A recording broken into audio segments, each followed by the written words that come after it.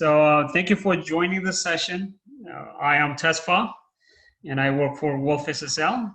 And today we're going to be discussing about embedded security for avionics. You know, avionics is very important because more and more people fly in this day and age. And it's very important that we've got the security, bringing security into the safety for avionics. Okay.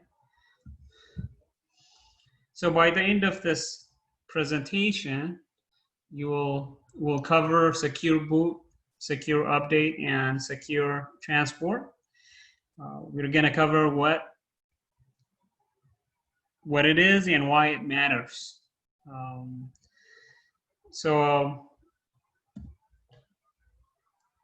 Before I go into the details of the modules, I want to briefly cover some of Wolf SSL products. We've got a number of products geared for security, and we are currently securing 2 billion connections. We work with over 1,000 OEM customers and several resale partners. And the flagship product, the main one, is Wolf SSL, which is a lightweight SSL TLS. That's what we are known for. And the foundation for TLS is WolfCrypt. And WolfCrypt can be packaged independently. And for WolfCrypt, you've got 3 different options. You can use it with FIPS 140-2, the DO178 version, which we're gonna focus on this presentation on, because DO178 is a standard that we're gonna discuss, and asynchronous crypto. There's a lightweight MQTT, Wolf SSH, Wolf TPM, as well as the Wolf Boot, which we're going to discuss a bit today, as it is really relevant in doing secure update, firmware update. And then we've got a number of other programming wrappers like the C#, Python, JavaScript, mainly for our WolfCrypt, as well as Wolf SSL product line. And we are dual licensed, commercial as well as open source GPL v2 license. And we're a clean room SSL TLS in cryptography. And Wolf SSL owns the copyright for all the code. So what this dual license means is that if you actually want to experiment with the code, you can go on GitHub or on our website. You can download, evaluate, test the software. And if your system cannot tolerate the GPL v2 license, then you come to us for a commercial license. And in addition to the commercial license, we do provide 24/7 support, customization, and professional services in general.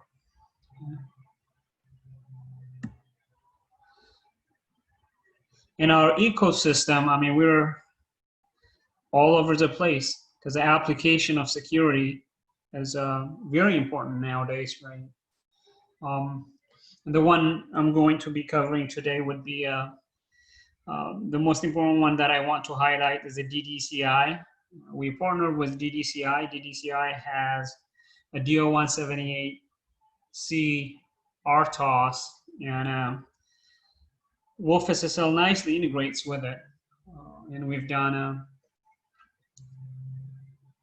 some example code, as well as run benchmark test on a target.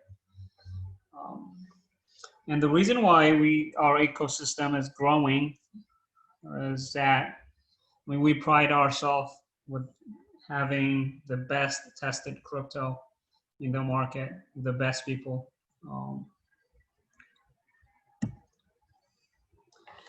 Okay, going back to DO178 and what it is and why it matters. So the DO-170C is a software consideration in airborne systems and equipment certification. So basically it's a document that is published by the RTCA. And RTCA is made up of a group of experts from the industry, academia, and government. So they got together and they created this document. Why does anyone care? Because we want to bring safety by default, especially for commercial airlines, anything that flies over population, such as drones, aerial surveillance, flying taxi, and so on. All of those will require DO-170C certification. As far as the DO-178 certification, I mean, it's all dependent in the country. In the US, there's FAA, who does the safety certification. So usually the FAA would certify an airplane, and as part of the airplane, the components that make up the airplane, such as the engines, and as part of the engine, there may be components that are certified, such as software, and the software is certified as part of the system component, and it means that every line of code must be clean and traceable to requirement and test. So the summary for this slide is, if you want to have any software running on airborne systems, you need to have a DO-170C certification. So when we talk about WolfCrypt is the foundation or the building block for secure boot, secure update, and secure transport. So WolfSSL uses WolfCrypt, the cryptography. WolfBoot uses WolfCrypt. So is all other products.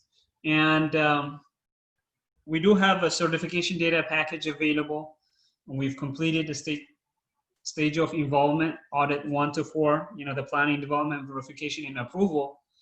And these are the subset of cryptography that have associated certification data package. We could potentially add any other requirement you may have for your system. So we have SHA-256 for hashing, RSA sign and verify, with hashing algorithm SHA-256, with a couple padding schemes, the PSS. And for encryption and decryption, we've got AES in 2 different modes, AES GCM and AES CVC.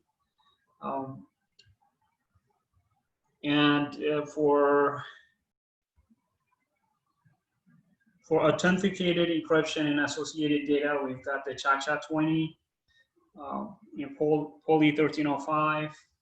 Usually the ChaCha20 Poly 1305 is really fast software-wise.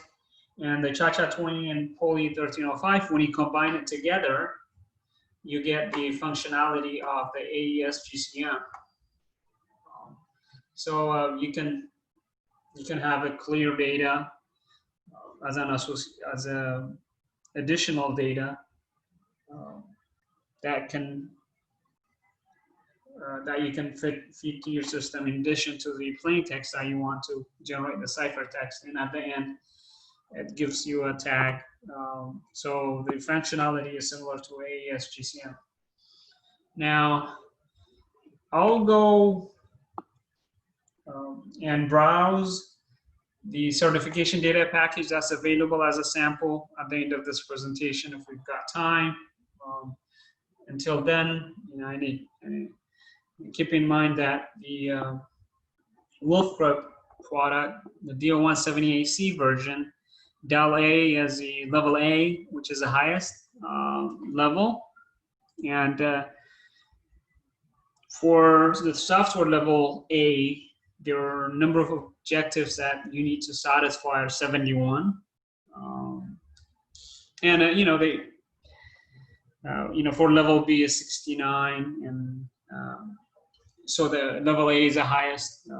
What it means is, like, you cannot have a software, if the software fails, it could cause catastrophic casualties. And in order to be able to avoid that, you know, we've gone through this extensive process of generating certification evidence and traceability artifacts. Okay. So the process of generating the DO-178 traceability artifacts is like, we actually work with a reputable certification house, and they perform a code review, an independent code review, and they would log the problem reports, and as Wolf SSL engineers would fix a code, and they run a number of analysis, requirement coverage, structural coverage analysis.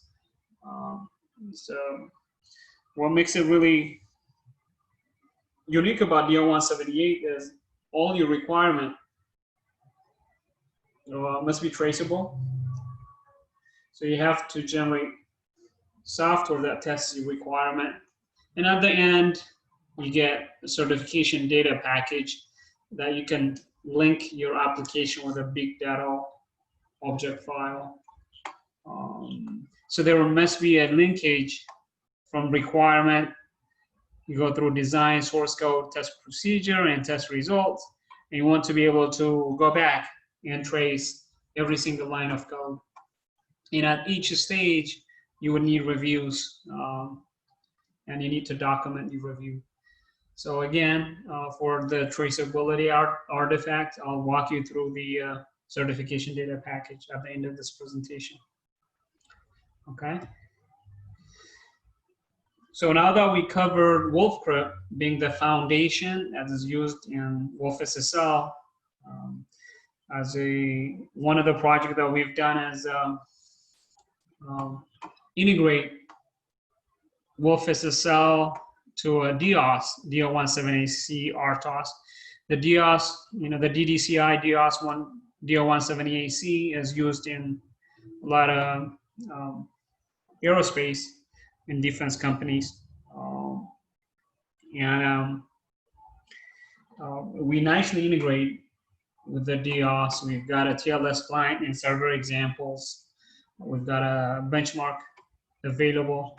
So for WolfCrypt, you can, when we did the integration, the initial integration testing, you can use any of the available options. You can use FIPS Ready, which is kind of FIPS, but without the FIPS certification, FIPS 140-2 or DO-178C.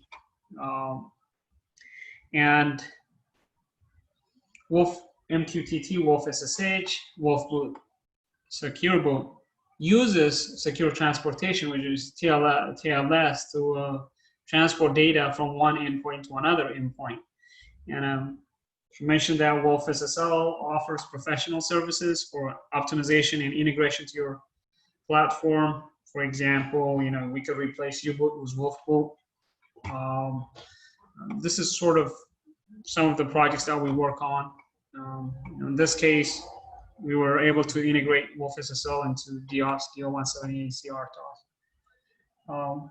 I'll give you pointers to where the code is, if that's helpful later. Now that we cover secure transport, let's talk about secure or remote update. Now, when people think about updates, they're actually really easy in most OSs, right? Because you can use package managers for security updates. In fact, a lot of the bootloaders that are available are advanced. They can manage full partition and kernel update. They even have network stack built in. But when you start talking about microcontroller-based embedded device or avionics systems, proprietary avionic platforms, it's not easy to do a remote update. because there are no standards on remote updates. Most bare metal or RTOS solutions are still based on the flat memory model, which is very easy to exploit. If something goes wrong, your whole system goes down. And also, there's a rush to connectivity, and there are many options for connectivity technology. And so due to this, it's not so easy to remote do update, but we've got a pretty nice solution. So Wolf SSL can help you port to legacy target if needed. For secure firmware update, there wasn't really any requirement until recently. And there is actually a draft that's currently an internet draft. And the requirements are the remote firmware transfer must be implemented in the application. And there's a good reason to do this, because they really want to decouple the connectivity technology that's in use. And the bootloader must provide secure mechanism based on asymmetric cryptography, which is to verify authenticity and integrity of the firmware. So if you read the document, I mean, the requirements boil down to agnostic onto how firmware images are distributed, broadcast delivery, state-of-the-art security mechanism, which is Wolf Crypt. You have to handle rollback attacks, and it must be highly reliable. A small bootloader, because you don't want to eat up your memory. A small parser, minimal impact on existing firmware formats possible. Robust permission, and diverse modes of operation and suitability. So given this requirements, right, we have implemented Wolfboot secure boot solution to make your life easier. The lives of microcontroller users or proprietary hardware users in aerospace, in avionics. So it's OS agnostic. Initially, it runs on a 32-bit microcontroller. We ported it to ARM Cortex-M, RISC-V, MIPS32 is under development. And for authentication, we support DSA, elliptic curve DSA, which is provided by Wolf Crypt. And there isn't really any additional hardware required, and the bootloader can be chained with other bootloaders. So for instance, a primary bootloader can have connectivity while the Wolfboot can be the second stage. And it supports multi-slot partitioning of the programming flash, and we support for updates from an external SPI flash for systems that are that doesn't have the resources. So you can do the update using utilizing external SPI flash. Okay. So for management, there are really two possible strategies. Both are supported by Wolfboot. We call one of them the approach, and the other one is a boot-in update approach. The boot-in update approach is the one that's recommended. So you need two areas, partitions. One would be fixed, and that's where the active firmware always boots from.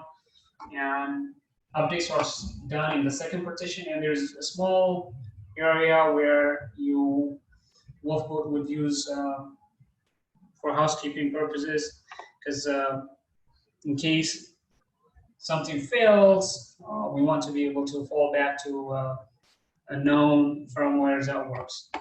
And the AB approach, so you've got two partitions in non-volatile memory. They share the same hierarchy level. So update is installed in the partition that's currently not in use, and all firmware is kept in place to allow fallback. So, but this one is not recommended, but it is there for position independent firmware images.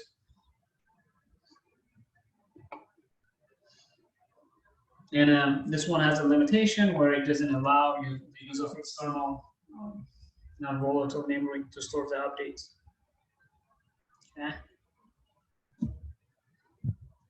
So in terms of the system architecture, and we talked about WolfGrip here.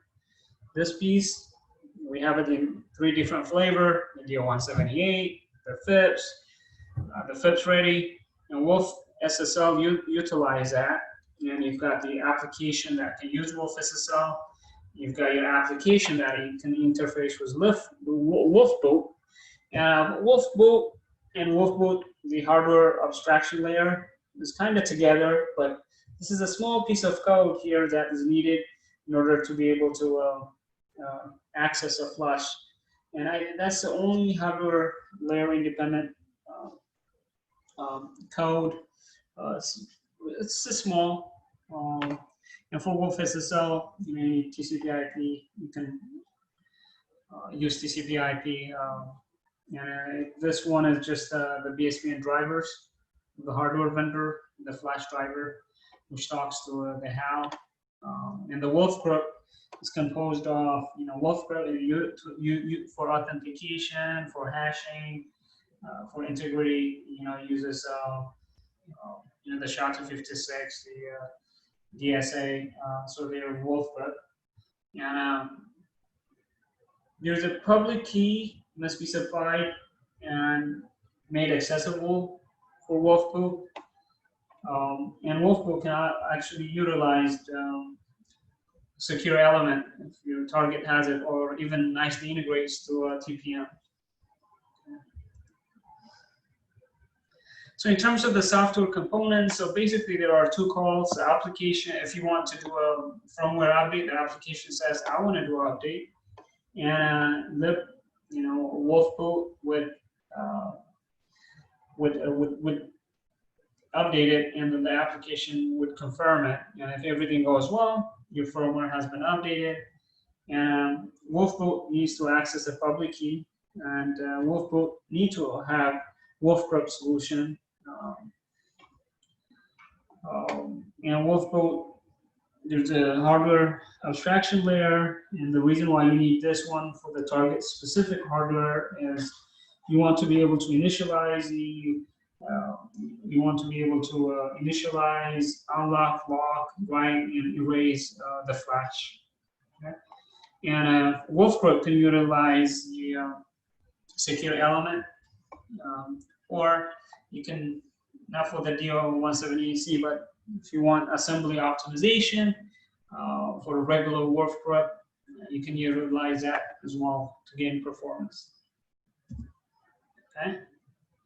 So Wolfboot secure update mechanism. This one is for the second approach. This is a small partition, 1132 for the bootloader. You've got the boot partition, which is the currently executing firmware, and you need the update partition, which is where your updated image will get placed, and then you've got a swap partition, so that's for housekeeping, and to provide a fallback mechanism to previous version. Okay. In terms of the secure boot host tools, so the process of signing an image is first you would generate the public key and private key, okay? And you keep the private key secret. You don't share it. It never leaves the server. And you take the public key and you make it accessible to Wolfboot. And you use the private key, the firmware, and version number. This version number is important because you don't want fallback attack, and you want it to increase all the time. So you sign the image, and here is the secure transport comes in. If you want to send your firmware that is signed, you want to be able to use TLS or DTLS to send it to your target. The application that's running on your target would get the updated firmware, and and call update. This one here. Okay. So the final application image will be stored at the boot partition. So in terms of making this work, you need to specify the linker. Usually you only need to change one location to specify the starting point of the flash sector. You move it here. This is for firmware, and anything prior to that is for the wolf. If you want to look at the image header, this is how it looks like. It's got the signature, the SHA-256 digest, timestamp, version, and what kind of ECDSA algorithm you're using. Okay, let's go through a real life use case. So you've got a hardware target, and you partition it.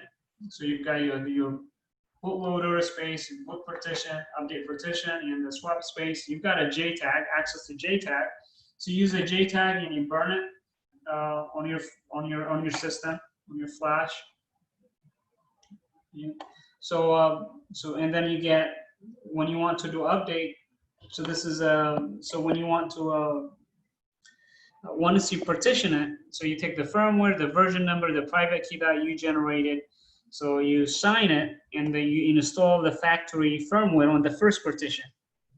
Okay, this one will be used for updates. The swap will be used for bookkeeping. Okay, and once you do that, you remove the JTAG. This is gone. It has left your site and it's deployed somewhere. And if you want to do a remote update, firmware update, so it's the same process. You take the firmware, you up the version number, you use a private key, you sign it, you send it over the air, and your application that's running on a target gets it and place it in the firmware update partition. And on normal operating conditions, Wolfboot verifies the integrity and the authenticity of the current firmware every time the device boots up, right? Like when you have the device off or on, always does the integrity authentication check.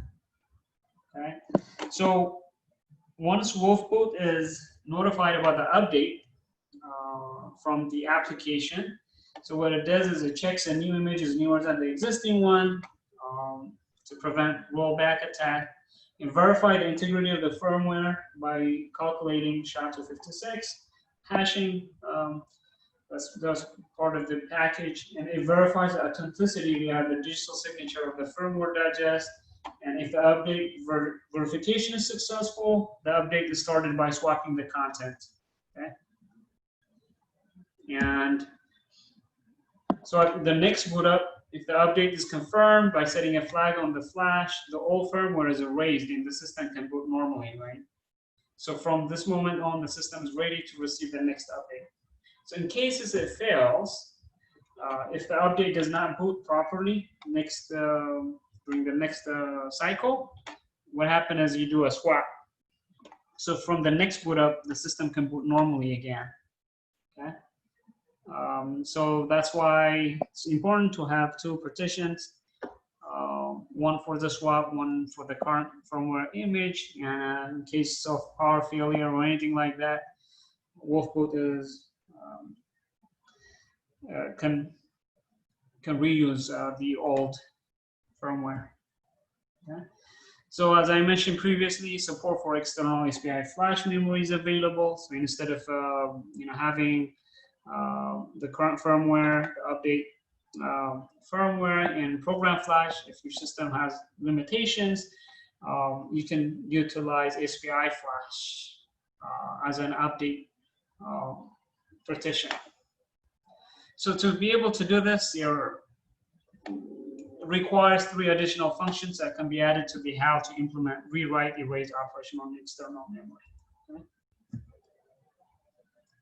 So in terms of digital signature algorithm, 3 DSA mechanisms are supported. You've got the ED 25519, the ECC, SACP256R1 curve, RSA 2048, as well as the RSA which is higher than that the 4096 is supported.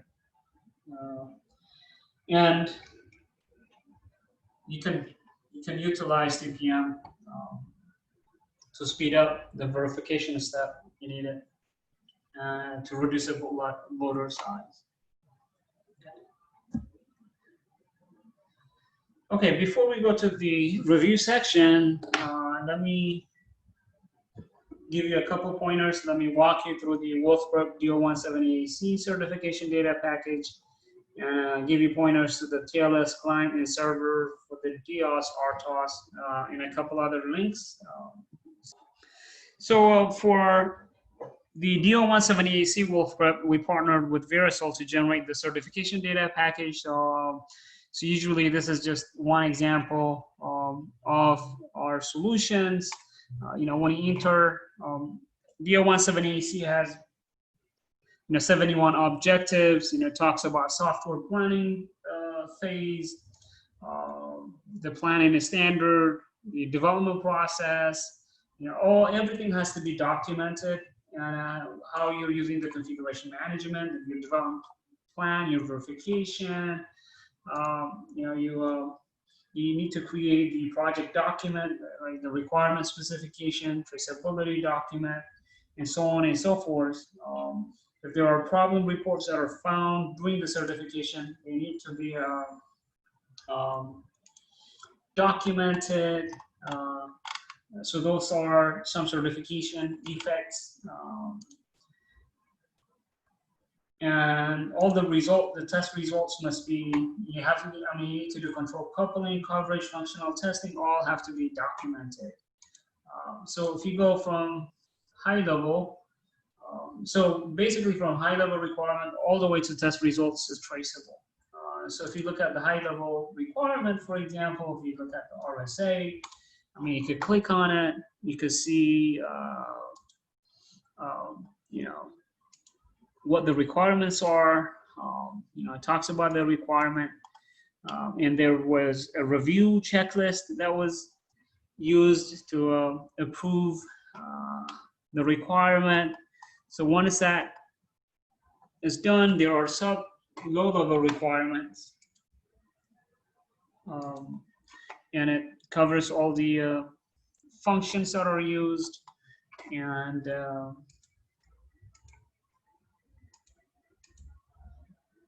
all the way to the test and the test results. So for example, let's see, if we were to look at the test,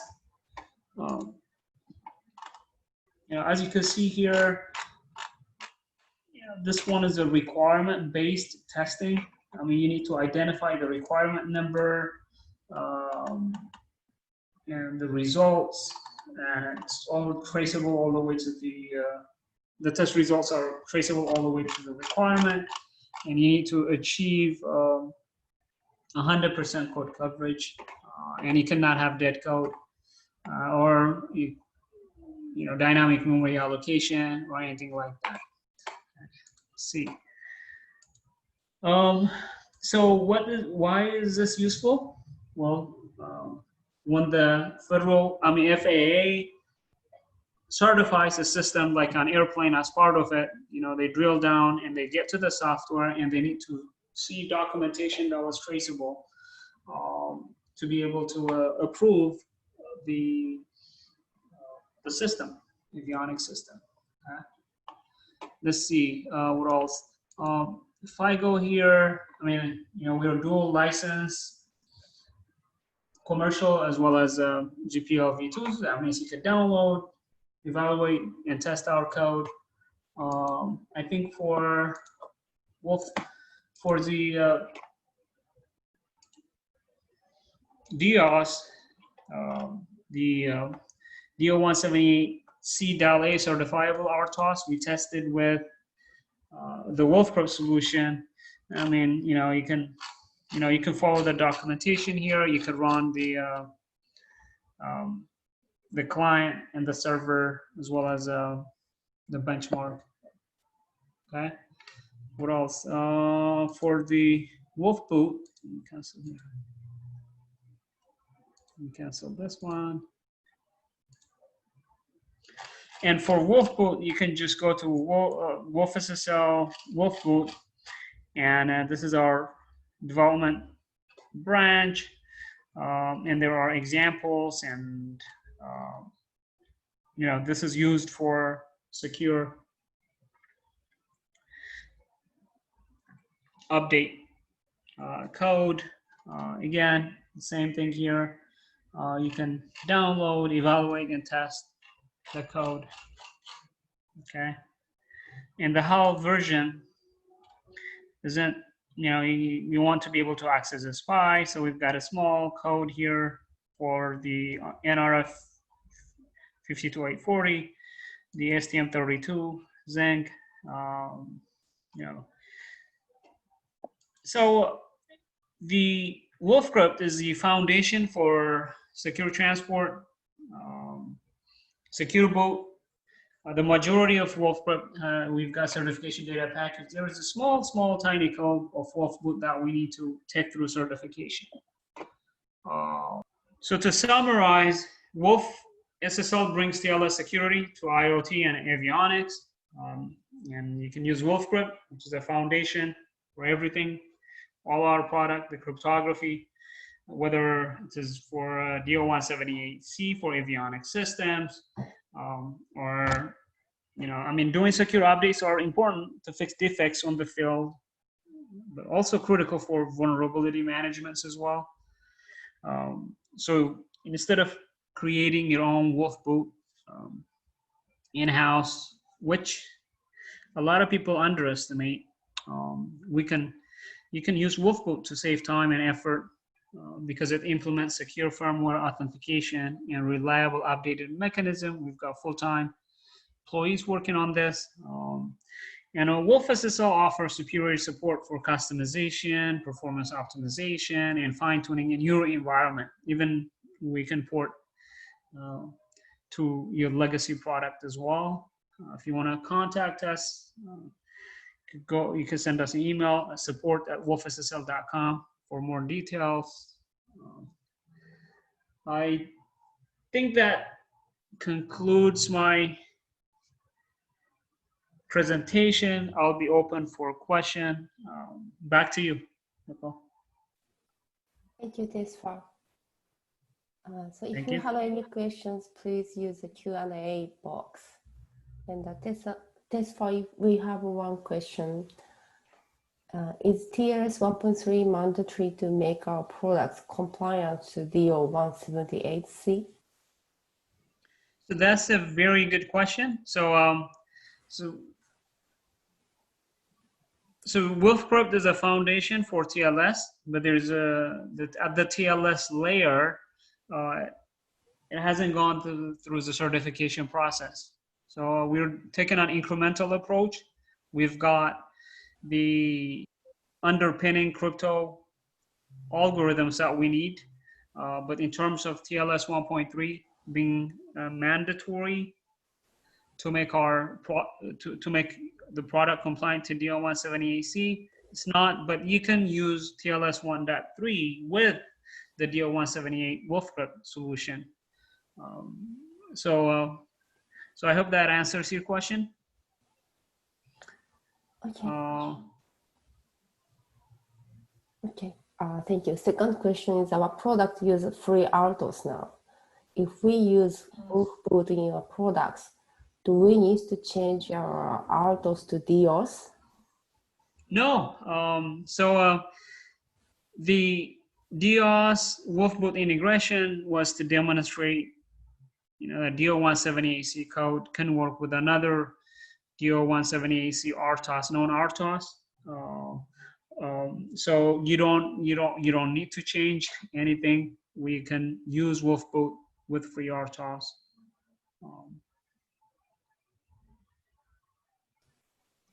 Or any other, or bare metal. Does that matter? Okay. Thank you, Tesfa. You're welcome.